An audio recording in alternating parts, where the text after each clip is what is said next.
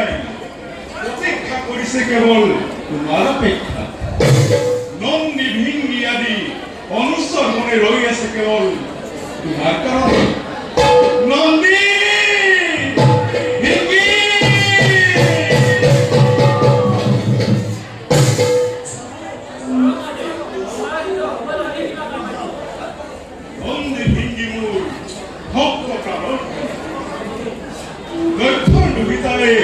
অৱৰাহতি আজিৰ ভন্তে তোমালোকৰ মাতিছৰ শুনি থাকিব কৈলাসত অন্নপূৰ্ণ ৰূপে দিব তোমালোকক অমৃত বিদায় যোৱাৰে দুয়ো নিজ নিজ স্থানত মহাপ্ৰভু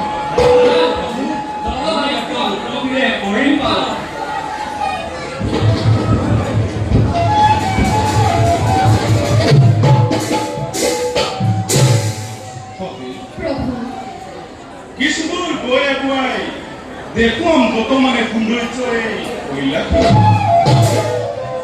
ব'লা বলো প্ৰভু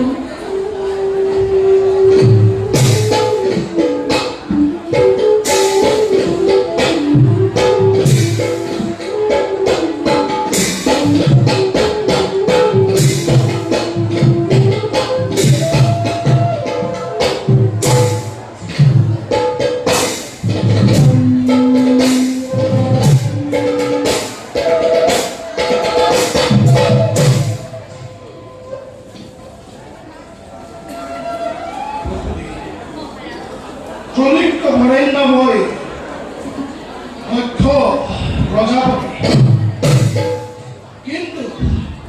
কিন্তু আজি হল লাঞ্ছিত মহাশিৱৰ হাতত সেই জ্ঞান কৰি মোক ৰাজপ্ৰসাদত অপমানে কৰিলে ভিক্ষক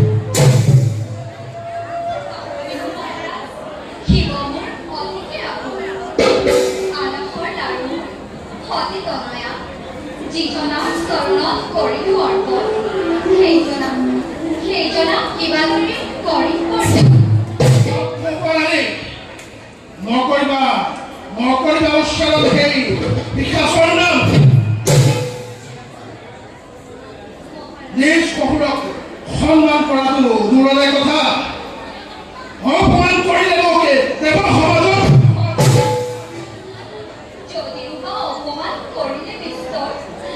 তথাপিতো মহাৰাজ নিজ কন্যা সতী কৰি ক্ষমা কৰক শংকৰ নিজ জোঁৱাই বুলি ক্ষমা কৰক সৰ্বদুখ তেওঁৰ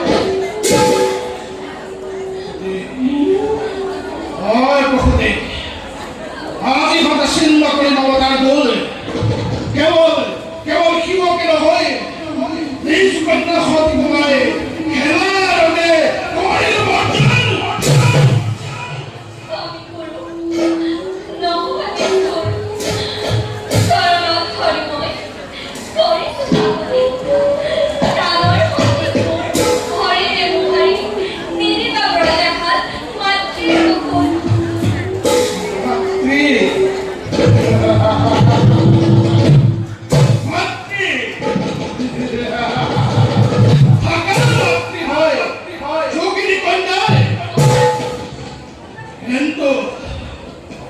কিন্তু মনত ৰাখিব প্ৰসূতি শিক্ষা দিম মই শিক্ষা লিখিব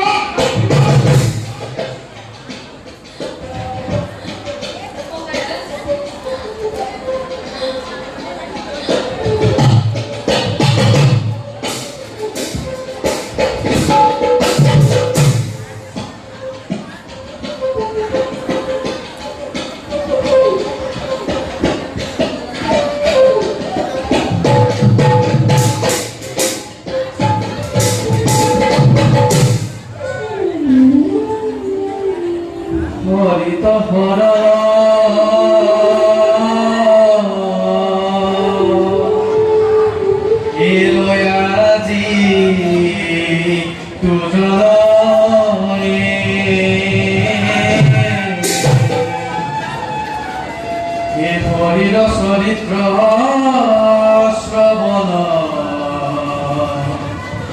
এক বিতৰ্ক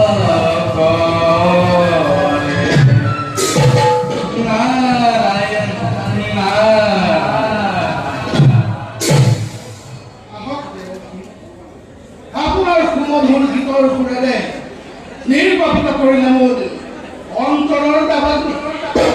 নাৰায়ণ নাৰায়ণ, কি শুনে প্ৰজাপতিৰ মনত দাবাগ্নি চলিছে। সোনকালে অন্তৰৰ দাবাগ্নি নিৰ্বাপিত কৰাৰ উপায় চিন্তা কৰা হ'ল। উপায় চিন্তা কৰিছো কিন্তু কাৰ্যৰ দ্বাৰা প্ৰতিশোধ পুৰাবলৈহে বাকী। প্ৰতিশোধ তাৰ ওপৰত ব্যক্ত কৰা প্ৰজাপতি। মহান স্বয়মৰ দিনা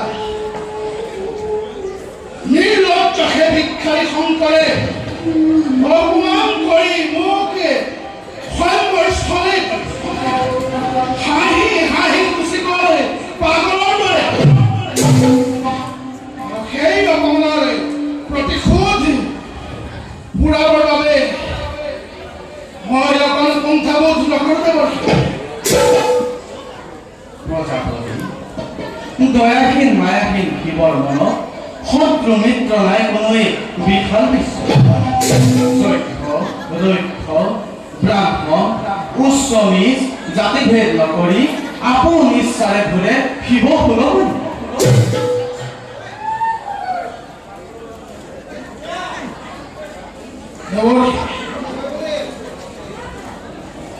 সমাগত বসন্ত পূৰ্ণিমা তিথিত অভিনৱ মহাযজ্ঞৰ মই কৰিছো আয়োজন, আৰু সেই মহাযজ্ঞৰ অতিথি নিমন্ত্ৰণৰ ভাৱে মই আপোনাকে কৰিলো অৰ্পণ। কওক দেৱৰ্ষি, নবলে নলয় মোৰ অতিথিৰ নিমন্ত্ৰণৰ ভাৱ। তোমাৰ অতিথিৰ নিমন্ত্ৰণৰ ভাই আগৰেৰে কৰিছো গ্ৰহণ। পিছে মহাৰাজ কাক কেনেদৰে কৰিম নিমন্ত্ৰণ? বিষ্ণুলোক, ব্ৰহ্মলোক, দেৱলোক, চন্দ্ৰ সূৰ্য, নাগ নৰ গন্ধৰ্ব কিন্নৰ সকলকে কৰিব নিমন্ত্ৰণ। কিন্তু দেৱৰ্ষি নিমন্ত্ৰণ নকৰিব সতীসহ সেই নিম্নত তোমাৰ মংগলৰ কাৰণে কমতি কথা শুনে। ত্ৰৈলোক্যৰ ধন সোণ বিভূতিৰ যায় নাই অভিলাষ। জাতিভেদ ধৰ্মভেদ নাই যিজনৰ মত, সেই জনা দেৱাদিদেৱ মহাদেৱক অৱজ্ঞা কৰি হ'ব জানো তব মহাযুদ্ধ। চৈত্ৰকৰ্তা নিজে মই দক্ষ প্ৰজাপতি। যজ্ঞবোৰ কেনেদৰে হয় সম্পাদিত সেই কথা আপোনাৰ নহয় নিবেশ্য। মাথো স্পষ্টভাৱে কৰক প্ৰকাশ, মোৰ যজ্ঞৰ নিমন্ত্ৰণ। নাৰায়ণ, শিৱবীৰ মহাযজ্ঞ হলে আয়োজন, পৰিণাম হ'ব অতিকে ভীষণ।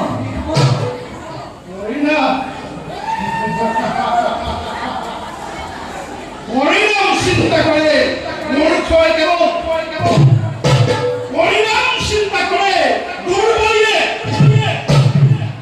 পৰিণাম চিন্তা কৰি দক্ষ প্ৰজাপতিয়ে এই মহাযজ্ঞৰে নকৰে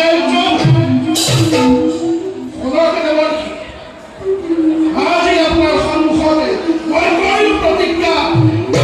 শিৱৰ নাম এই ঘৰৰ আছে শিৱ ভক্ত লক্ষ্য কৰিতে সকলোকে মই নিক্ষেপিম।